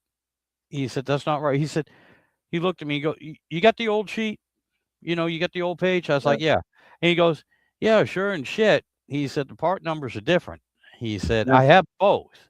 yeah, He said, and he said, "I know it's not an updated version." He said, "I yeah, don't know what the hell's going wrong. It's got to be a misprint or yeah, something." yeah, Well, I've yeah. also run into that, and I said it in my video too.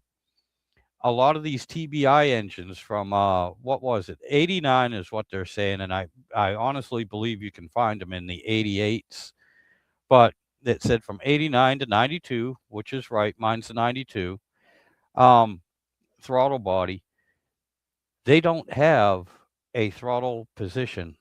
I mean a crank position sensor. Crank position sensor. No, they don't. Yeah, All that's taken care of inside the distributor. They're still using the Hall effects and yeah, everything else. right. But even in this Chilton's that I got, it was saying that my engine, which is an LA, is not a Magnum, but if it has TBI on it, it's supposed to have a crank sensor. And I'm like, no, no, no, no. I've taken 3 of them apart.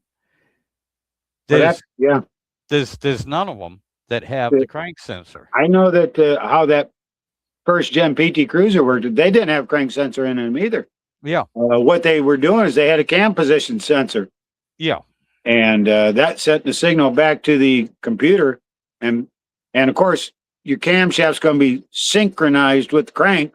So yeah, so it whatever doesn't matter. position the camshaft is in, they know Yep, what position the crank is in, and based on that, that's how the computer then gives you advance and retard on the ignition right. because the signal comes straight out of that computer right into the ignition coils, Yep.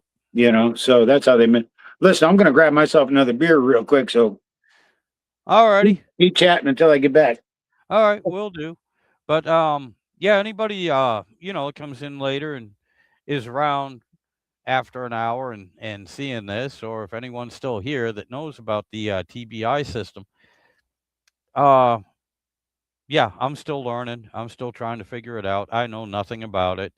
I'm hoping that after this spring, I won't have to worry about it. I'll be going back to a carburetor because I'll be putting that new engine in after 4 years of saying I'll do it. But in the meantime, if anybody's got any tips, knows anything about it, you know, feel free, leave it in the comments. Give me a holler, make a video, tag me in the video, that would be great. Like I said, especially for the Dodge for the years, what they're saying 89 to 92 on the LA engines, which were all roller cam engines too, by the way. Um, I could only find very, very, very few videos about the TBI system on that. And I know most of hot rodders out here are like, yeah, well, that's because we don't waste our time with it. We yank that and we throw a carburetor on it. But there's a few other groups that I belong to, and a lot of them are younger kids, and nothing wrong with that. But they matter of fact, I have a couple videos out showing the difference between TBI and a carburetor, because a lot of these kids, they just don't know. They're learning, and there's nothing wrong with that.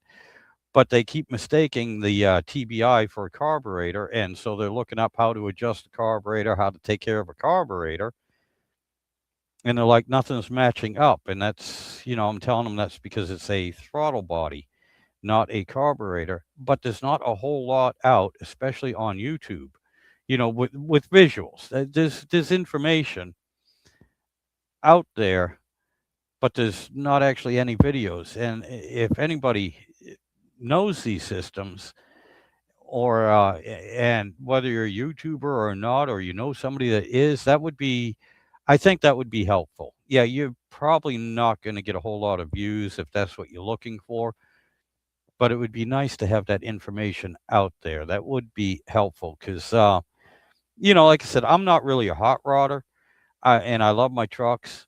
And there's a whole group of people out there that are getting into these old trucks and everything. They're trying to get them going. I mean, they were their father's trucks, their grandfather's trucks, their uncles and everything, and they've got a following. They really do have a following, and they're asking questions I can't always answer, but I try, and I'm an idiot. I'm learning. I'm doing the best I can, but it's one of those little niches. But for any of our hot rodder and automotive friends out there, if you know anything about these old Dodge Yeah. TBIs, it would Yeah. be nice to go through them. Yeah. And you pass We'll along send a some of link your- or something, something, if you can find anything. Yeah, it is. It's awful hard to find it. So, and I know a lot of the guys we know. I know Yeah. they have a lot of information about it.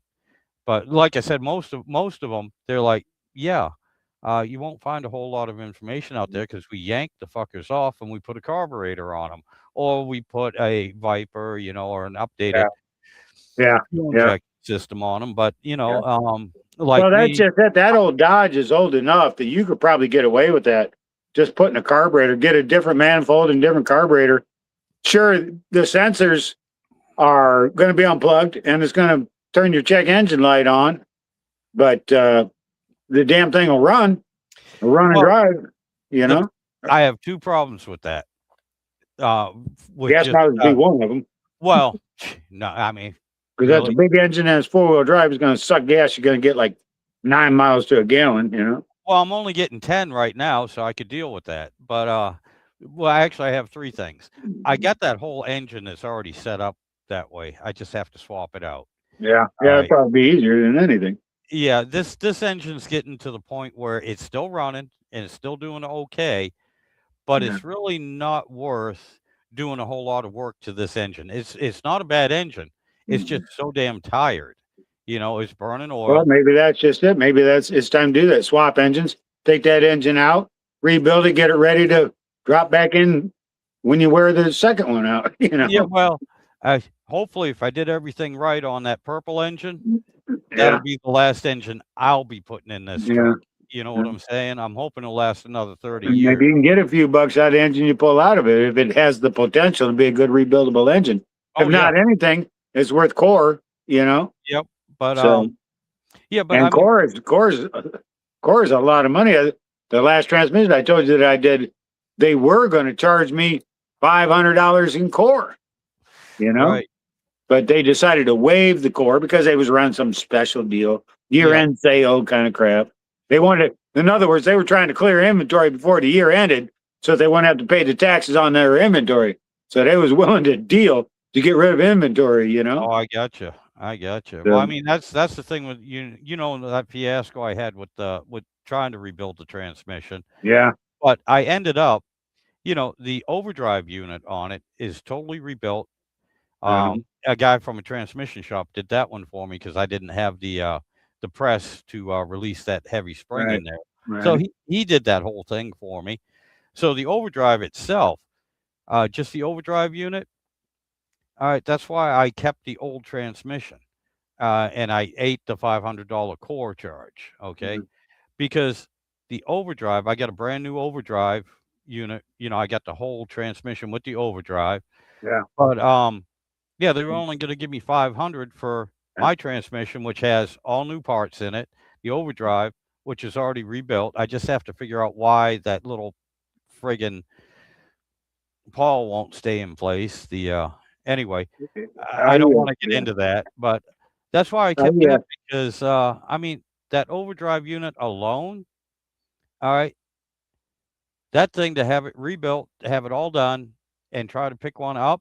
I've seen them online. They're $1,500 easy, yeah, and I mean I could sell that myself, even just on my word, saying it yeah, was rebuilt for $500. yeah. You know, You know, I was looking at there's a company that's very reputable. It's a company called Blueprint Engines. They're out in Nebraska, and everybody's talking about the 383 blocks that they make that are from remanufactured engines. And I was seriously thinking about doing that, with the one exception that the core. Now I've got that 354 bolt over here, which would be yep. a great core for them. They'll make money off it, but Oh they're hell not yeah, going to give me crap in core right, for it, you know? right. So that's why I'm balking on that deal, because it would be easy for me to just call them up, say, send me your new 383 block, because they got a turnkey. Well, it's like turnkey. It's everything but the carburetor and the distributor. Yep. Uh, you have to pick your own carburetor and distributor, but they do the whole valve train, cams, everything. And uh, and they also charge you core, but uh, in my case, they won't charge me core, so they're not going to knock that off at a damn price. It's like they're going to charge me full retail, plus I got to give them my engine. Yep. That just don't sound like a bargain to me. Oh, You I know? hear you. I hear you. Talking about the engine that's in the truck right now, I am going to keep that. I might leave it to my grandkids in my will or something if I don't do anything with it. But I want to hang on to it because it is a factory roller cam engine. Okay. The only difference there's two differences between this block and a Magnum block. One is it doesn't have the engine mounts, motor mounts in the center of the block like a Magnum does. The Magnum has two sets. Yeah, It two has, sets. Yeah, I knew that. yeah, this one doesn't have, the Magnum mounts. The other difference is the oiling. This one has the oil passages drilled so they can go through the head. But if you're going to set Magnum heads on it, that's not a big deal. You can block those oil passages off and then it oils through, the push rods. That's not a big. That's one of the things you can do with an LA engine. You can put put the Magnum heads on it, and get the oil through lifters and the oil through push rods, and especially with the TBI engines, which are already set up for roller cam, because the lifter bosses are taller. Yeah, Because obviously, a roller lifter is taller than a flat tappet. yeah. But with the Magnum engine, and I've seen it done, I've seen it 3 times now. where somebody didn't realize they got a Magnum block and they put all the LA stuff on it and wiped out the valve train because it wasn't being oiled. They didn't know about that passage. Yeah. Yeah.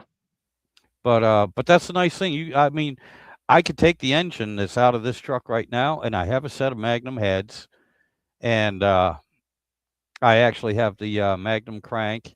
Of course, I have to get new pistons because I don't think this. I think this is going to have to be bored out, where I can't use the stock pistons. But I could take the whole rotating assembly from a Magnum, toss it in this engine, put Magnum heads on, and I have a Magnum engine. Yeah. Instead of the LA. And one of the differences is the crankshaft, which I found out there were 3 crankshafts for the 360 engine because it's externally balanced. The 318 is not a big deal. They're all internally balanced. But you had the 360 and you had 2 different cranks for the LA, and one was a truck crank, one was basically you had your standard cast crank, and then you had your forged crank for the 360, just like a 340. Okay. And then the third one is specifically for a Magnum. In other words, the LAs had 2 different cranks you could use. The Magnum only has the one stock from the factory. Now, I'm not talking aftermarket. Right. And believe it or not, the LA truck crank and the Magnum crank are different. And I know the pistons are different, and that's where you get your external balance. They're different weights that you need on those 2 engines. And that's on the 360. The 318s are all internally balanced, so you can do whatever the hell you want with them. It's not a big deal.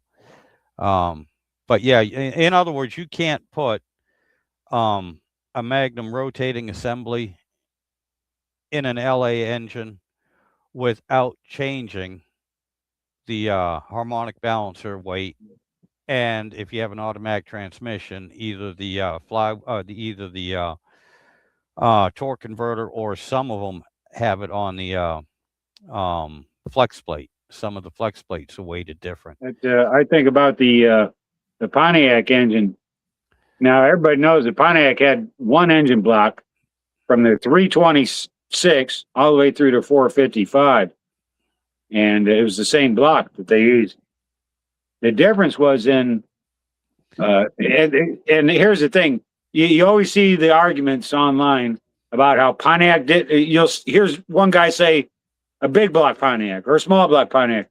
Well, and then some guy jumps in there and says there was never any such thing as a big block Pontiac or a small block Pontiac. It was all the same block. Well, that's true. What you had a difference in is in the deck height. Yep. You see, and on your small blocks, your small cubic inch blocks like the 326 or the 350, they also made a 366. Very few 366s, and the 389 for that matter.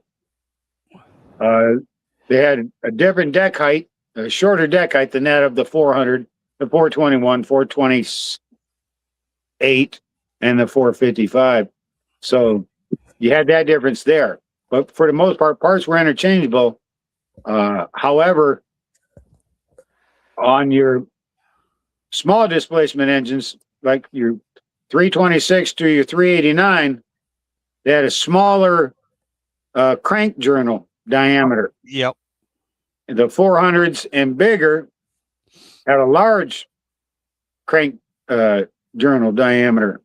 So you can't just swap them around, And with the small journals, you can't just bore those out to the big journal size and use the big cranks. Right. Because there's just not enough material in the block there. Because those were supposed to be light duty blocks.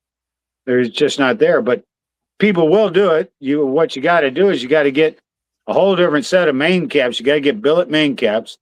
And then first of all, you got to start drilling and bolting for 4 bolts to hold the main cap in. And then you got a line hone. And you always want to err on the side of the cap and not on the block. Because if you screw up that block, you're screwed. Oh, yeah, you're screwed. You Yeah. defeat the purpose of what the hell you're doing. And the other thing And people should, everybody knows that Pontiac blocks had very weak lifter bores. They would snap, but they never snapped on any of the Pontiac flat tappet lifters. So when you start changing them over to rollers, Oh, okay. when you start getting the snapping, and the reason for that is, first of all, you're changing the entire geometry of what the factory designed the thing to do.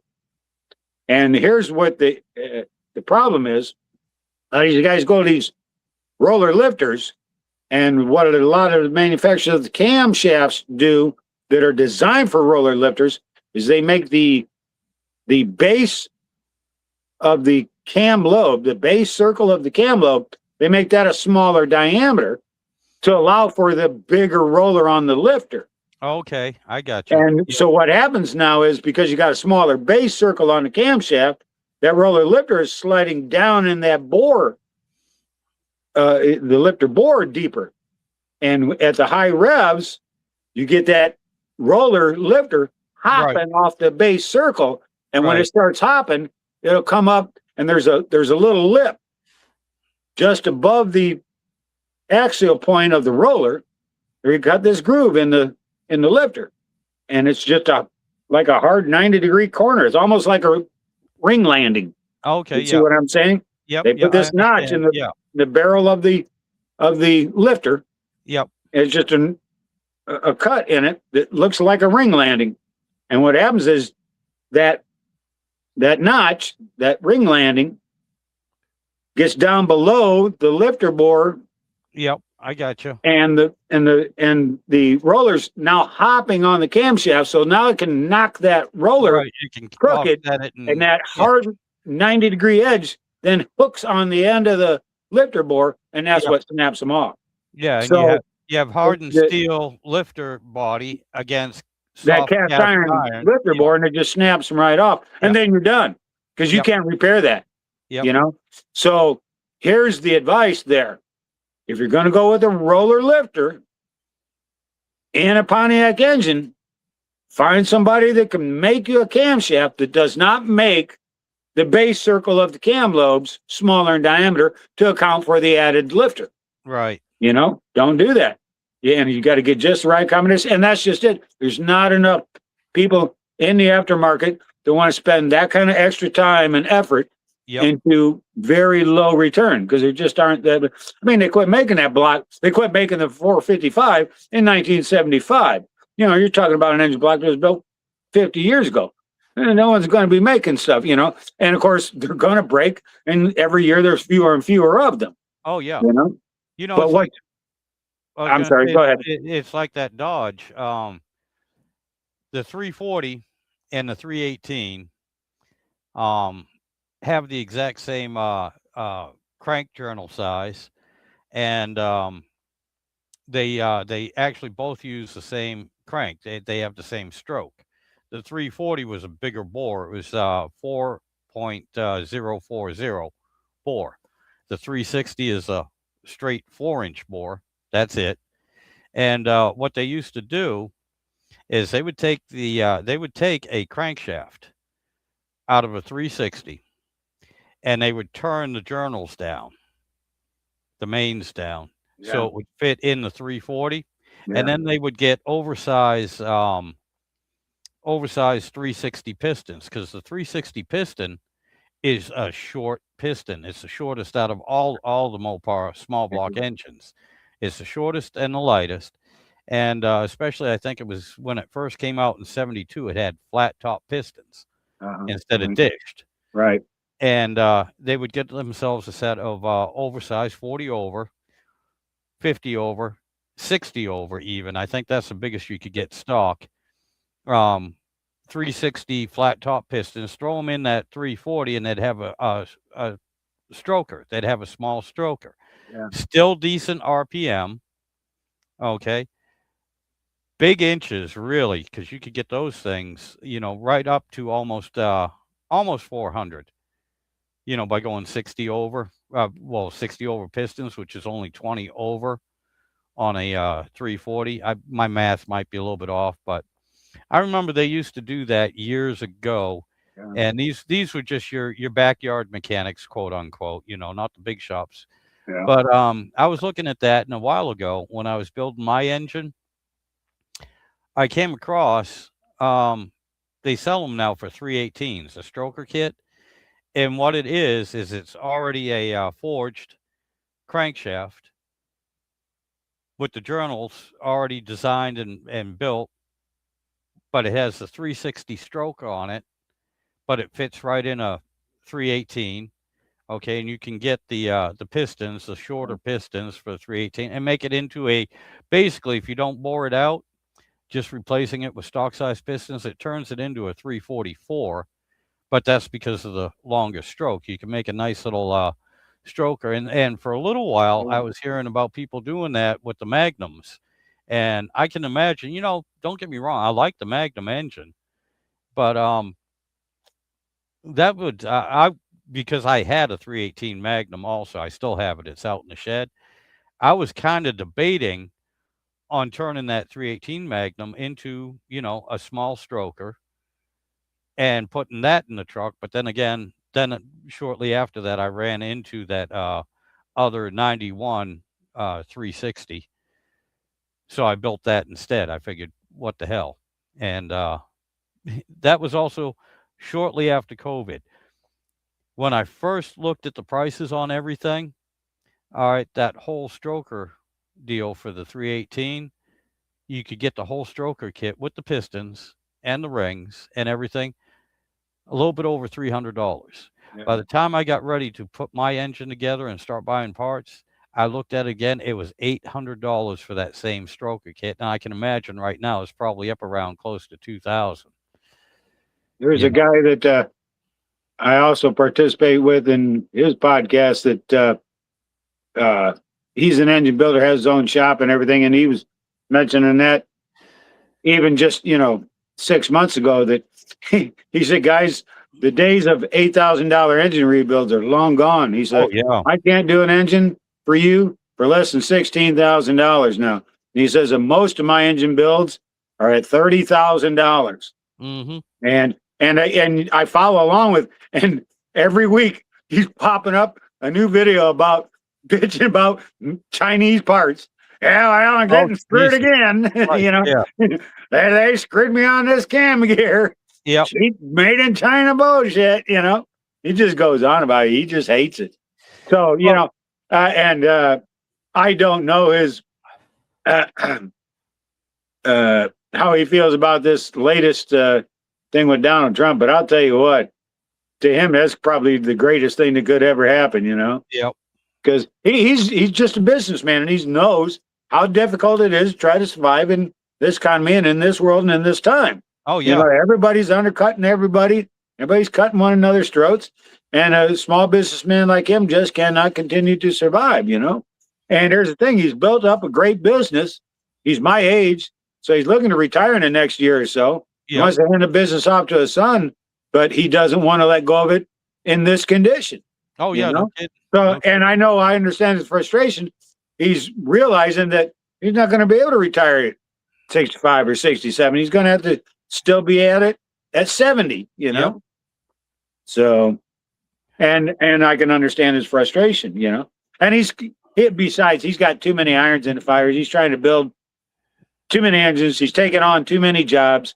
He's got way too much ambition. He's producing, he's redesigning Pontiac cylinder heads. He's got 4 or 5 different Pontiac heads.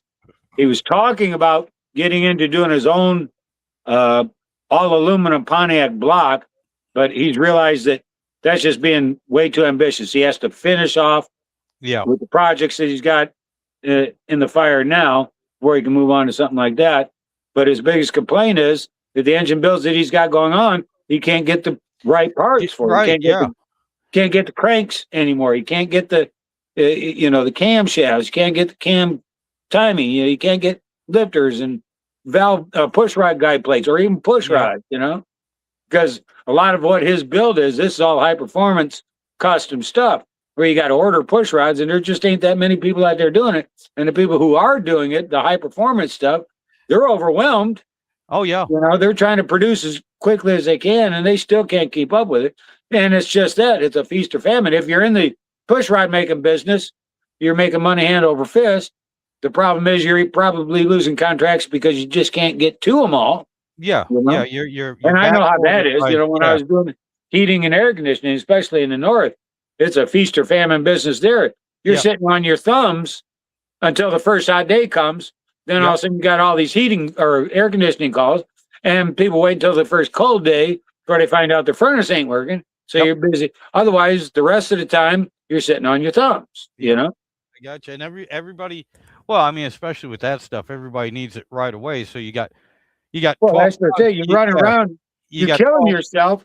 You're trying to make 8 and 10 and 12 calls a day, Yep. working 10 and 12, 15 hours, 16 hours, and you're still having to answer the phone Yep. and tell people, look, we're booked up for the next 3 or 4 days, you know, and people can't sit in their house freezing for Freezing. 3 or 4 days Right. or Yeah. sitting in their house sweltering for 3 or 4 days. They just Yep. try to call somebody else, you know, Yep. I got and they get the same answer from everybody, you know, but Yep. that's what happens when you're trying to work in a major metropolitan area with 16 million freaking people, you Oh know? yeah. And 12 heating and air conditioning contractors, you Yep. know, you literally get 1.5 million phone calls a day, you know? Oh yeah. No doubt. No doubt. Speaking of the engine though, the wife was giving me hell, and so were a few of my friends, because I got $4,000 into this engine build. That's not bad. Not by That's today's standards. well, this is I what. can't, you remember me talking about that blueprint engine? I can't get that for $4,000. Oh yeah, You know? no kidding. Well, here was the thing, and I did the majority of the work myself, except for the machining. I had to send it out for that. Yeah. Okay. But I was kind of fortunate with that, uh, with the COVID, because nobody had any money because nobody was working. So the guy, basically, I got the machining done for half price. Okay, and I had new camshaft bushings and everything else put in. You know, at the time, and that was only $1,500, and I had it bored out 30 over. Okay, so I mean, seriously, that wasn't a bad price at the Yeah. time. Yeah. Um, You know, this machine shop here in town, here's the thing. A few months back, I called the guy and told him what my intent was with this Chevy small block that I got. And I told him, I said, I just want you to clean the block, inspect it, magnaflux it, then do rings and bearings, you know. And because I was just going to leave the same pistons that were in it, unless I came across a deal on some good pistons. And when I called him and talked to him about it, it wasn't badly priced. I think it was either $700 or $800 to do that, Yep. which is that's not a bad price. Other shops would want 1,500. right. You know, it was half their price. And but he told me, he says, but I'm real busy right now and I'm backed up. And he says, I won't be able to get to it for a couple of months. And I'm like, okay, well, I'll call you back in a couple of months and see how you're doing. Well, those couple of months had just passed, and I was thinking about calling him when I was in town. I went by a shop, and that shop is closed up. Oh no shit. So I'm like, Oh maybe shit. the I'm so busy, it wasn't exactly true. Yeah. I think what he was trying to tell me in a positive way was that he's planning on going out of business, Yeah.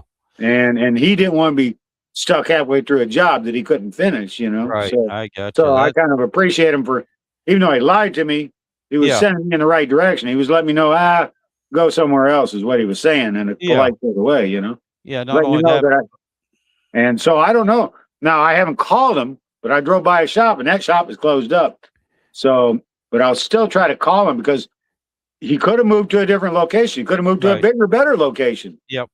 But if he did, it ain't in town. It's the next town south, which is another 50 miles away, Oh which shit. now doesn't make it worth my while to go that damn far, you know? Yeah. So we'll just see. But yeah, that Chevy 350 engine, that's something when I've got nothing better to do and I want to tinker a little bit. I need to Oh, get back on that Pontiac first. And I'm not looking forward to that because I even shot a short video on that, about 3 or 4 minute long video about what I'm up against it. First, as soon as you open the hood, you look down at the engine and you think to yourself, okay, what's the first thing we got to do? Well, the first thing you notice is the wiring harness, which is the cable about that goddamn big around. It goes from the front of the car over the top of the engine back to the firewall. So you got a cable this goddamn big around of wires that you got to get out of your way. And it's draped right over the top of the engine. You know, it's not like you can right dead center of the engine. Yeah. You know, you can't just move it out of the way a little bit. You know, you're going to have to unplug every freaking wire, label every wire. So that's a day in itself, just removing the wiring harness. Oh yeah, and then you'll find out you got 122 different little fasteners. Yeah. That are and here's what they try to do is they try to make every fastener, every clip, a different design, so you can't accidentally get one on the wrong clip. But the problem is they only got about 25 different designs of clips, and there's 150 freaking wires. Yeah, you know, so that's why you got to label them. And this is what I do, rather than sit there and try to write on it what it is, like a throttle position sensor. I just put a number on it, and then I keep a score sheet. And number 1 is throttle position sensor. Number 2 is, you know, O2 sensor. You know, I just put a number on them. You know, and you put the number on each end of the clip.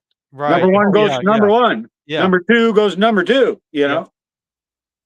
Yeah. I dumb it down a lot.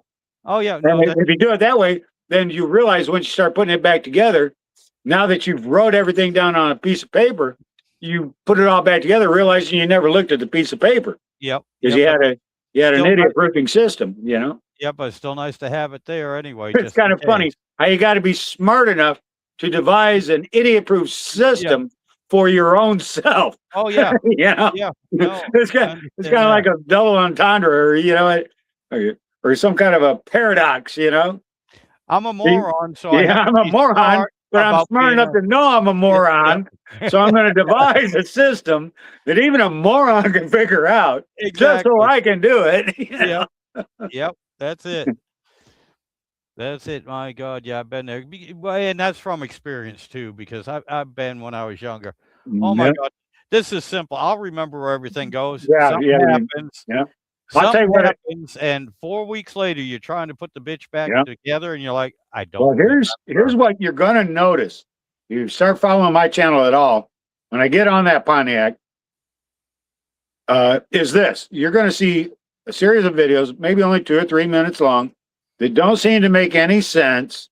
It's not going to be, and no one's going to want to watch 2 or 3 minutes of 15 hours of tearing an engine out or rebuilding it. What I'm doing is that, first of all, you know how when you shoot videos, and you can, let's say you can upload them to the cloud. Well, I found that process is so entailed in so much security for crap that I don't need security on, you know? Right. So here's my thought. Rather than recording and then downloading to the cloud and saving this stuff so that I can retrieve, because that's the purpose of why I'm recording it. Right. Not to entertain anybody. It's to help me remember 3 weeks later what the hell I did 3 weeks ago. Yep. You see? And it's just easier for me to just shoot a video, send it to YouTube, be there in my files, let people want to watch it, you know? And they'll be like, God, this is the crappiest videos I've ever saw. This guy makes no damn sense. Well, it's not supposed to make sense. It's not for you. It's for me. So that I can go back and play back the videos. And secondly, see, they got tons of storage there that they're not charging me to upload. As for the cloud, they would, because you're only allowed so much download, then they want to start charging you. I know. So it's just cheaper and easier to just upload it to YouTube. And then once the job is done, the car's up running and there's not a problem, and I've reviewed all my videos and made sure that I did everything right, and I just go through and just start deleting all the videos. It's just that easy, you know? Oh, yeah. No, I get and that's what I've done in the past, you know? You know what? Derek's saying. You got one more thing that that can help you out too. Because sometimes, even though you're watching your video and you're trying to figure something out, you look in the comments and somebody might go, hey, Philip, did you notice this? You know, I saw this on your video. Is it, you know, is it an optical illusion, or is that part screwed up? Is this why you're having trouble? You know, you might not see it. Yeah. but you look in the comments and somebody might point that out to you. And Yeah. let's see I what. do that with other people. Oh You yeah, know, there's that's one guy. that's There's happened to one guy me. that I follow, and he was sitting there filming a car. You know, he's walking all around the car, but in the background was this old boat that I recognized because my grandfather had a boat just like it. This is a boat from back in the 1950s. So I just wrote the message, "Screw the car, tell me about the boat." You know? And so the guy answers me back and he's like, "Yeah," he's like, "I was checking out this guy's car and he's telling me about the boat too." And he says, "It's a very rare boat." And I told him, I said, "Well, I know it's rare." I says, "I'm 65 years old and I've only seen one in my life. Yep. That one makes two, you know." But it's really cool. You know, even in the 1950s, even boats had tail fins on them, you Oh know. my God, yes. So, Yeah. and this was a tunnel haul boat. It was like a Yeah. catamaran type boat with a short bow. And because it was a tunnel haul, a twin hull boat, it had this bullfrog shaped bow. It didn't come to a point. Right. It looked like the nose of a bullfrog, you know. Yep. And that's what we called them, frog boats. Oh, Because the front end looked like a frog's, like the snout of a frog, you know.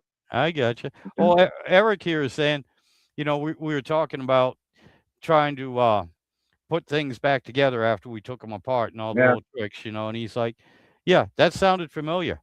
I think about every project of mine I've turned into. I sincerely hope that I can get it back together. Get it all back together.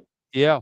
Well, I tell you what, my son's going to go back together. Maybe not the way it came apart. Yeah, it's always that. Well, here's a funny story. Here's a funny story. This is God's honest truth. This is back when my dad was drag racing. I was just a little kid, and this is before my dad even had a garage. Hell, we had a driveway, but it ended right at the edge of the house. If my dad needed more driveway, what my dad did was he just had a guy come in with a dump truck and just dumped limestone gravel to extend his driveway into the backyard. And that's what my father worked on. My father laid in a limestone gravel driveway, working on this Plymouth, you know. Yeah. And every weekend he'd take it to the drag strip and he'd blow it up and he'd bring it home. And Monday through Friday he'd be out there working on it and putting it all back together. And there's this woman that lived next door. Her name was Marlene. She says to my dad, hold on a second, my camera screwed up. But she says to my dad, one day when he just got the car put back together and he had it running, and Marlene comes over and she's just amazed at how my dad can tear a car all the way apart, rebuild it, put it all back together, and it'll run, you know? She's just fascinated by that. So she's coming over, she gave my dad a little bit of a hard time. She says, "Carl," she says, "every time you tear that car apart and put it back together, there's always extra parts laying around. Why is that?" And my dad says, "I don't know, but the car keeps going faster, so I'm just going to keep doing it." Weight reduction. Weight reduction. That's it. Yeah. Yeah. I mean, it's funny. And I normally don't get too upset with the extra parts left over unless I know what it is. Yeah. And I'm like, oh, well, damn. You know, here's what even sucks even more, because you try to be organized. You set up a bench and you got things all laid out, you know, and you're trying to be real neat and organized. And you're doing this, and it's a project that takes you a week or maybe a month or whatever. And you're getting it back down to the end, and you think to yourself, "Okay, I've got it. Let's go ahead and fire it up." And something's not right. And you sit there and rack your brain. Okay, well, what could be causing this? And what could be causing that? And you start tearing it apart. And then at one point, for some reason, you happen to look at the bench and you realize you still got parts on the bench. Yep. Something you didn't put in. You're like, "Oh, crap." Oh, yeah. And in one of my videos where I'm doing the brakes on that Pontiac, there's one video, it's about 16 minutes long, where I'm working on the brakes of it. And at one point into only about 6 minutes in, you see me look and stare straight at the camera, because that's the moment when I realized that the way they had designed this braking system, the way they show you how to install it, isn't right. And now I had to take it all back apart to reassemble it right. And you'll watch me. I'll start putting the thing together, and then I come to this realization, okay, well, this is how they said to do it, and this ain't working. Because I'm like, see, I think it was the little stainless steel clips. They tell you to go ahead and just mount the caliper and everything, just slide these clips in. Well, you can't get it in there if you put the caliper mount on. They've got to go in before the whole damn thing goes together. So I'm doing just that. You see me on the video with that stainless steel clip, just tapping the caliper like, this is where it's supposed to go. but it ain't going like that, you know? Oh God, yeah. But you realize Yeah. even the instructions can be wrong, you Oh know? yeah. Yep. You just gotta figure it out for yourself. Yep. So That's why, like I you may not said know how now, to do it, but I have the ability to figure out how to do right? it, you And know? that's one of the things now that like you were saying with the videos. That's why a lot of times, even if I don't post it, I will have the video of me taking something apart because then it's like, You can always uh, refer back to that. yeah, which came out first? All right, which gear did I take out first? Yeah. Because now that has to go in reverse order. That goes back in, Mhm. and in like you said, in the directions, in the instructions, it might not tell you what order, or it might have Yeah. the order reversed, and why Yeah. is it working? Hold on, hold on. I got a video here. How did it come out? Oh well, for Christ's sakes, Yeah. they have the Mhm. operation reversed. Yeah. Yeah. And I mean, again, too, it helps to have What's that some Senator, what's experience. his name? Senator John Kennedy of Louisiana. He cracked me up with that line because I'll tell you what, it really hit home with me when he's talking about some other politician. And he says, she's the reason why they put instructions on shampoo bottles. Oh, Jesus, yeah, yeah, Because I'll tell you what, I've had those moments too, you yep, know? And it's when you realize the dumbass shit that you did, you know? But yep, I have another video that I labeled Dumb Stuff I Do, you know? And it was about uh, when I was changing out the calipers.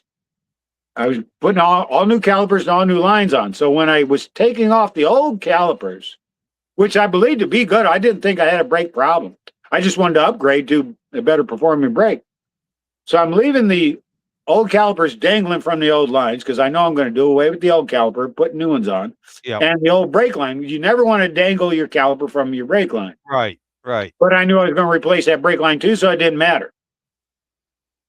Now, I don't know why I did what I did, but at one point I got in and stepped on the brake pedal Oh, with Jesus. all the calipers Yep. dangling from the brake lines. Oh my God, And yes. what I did was I blew them all Blew out. out. Yep, yep, And so in the video, I'm pointing out that now that I've got the calipers and the lines off and I've got them sitting on the ground, I'm showing on the camera how one piston that hyperextended blew out, clear out the seal, yep. blowing hydraulic fluid. But then that's when I noticed that the other caliper didn't move at Didn't all. move. Oh, okay, I, yeah. I had a brake problem and didn't know I had a brake problem. It was the dumbass mistake that helped It me to discover that I had a brake problem, which was all a moot point because I was putting all new shit on anyway. yeah. And then on the back calipers too, this is what triggered me to want to put all new brakes on because I couldn't find where the damn thing was leaking brake fluid from. But I would always notice that my brake fluid would be going down. But when I would brake, the car would seem to brake squarely. It wasn't pulling one way or the Right. other. And the car would seem to be working fine. But when I got to the brake back ones and had blown those out too, one of them had blown out and the other one hadn't blown out, but you could see it had moved. But that's when I realized that because under that pressure, that there was actually a crack in the casting.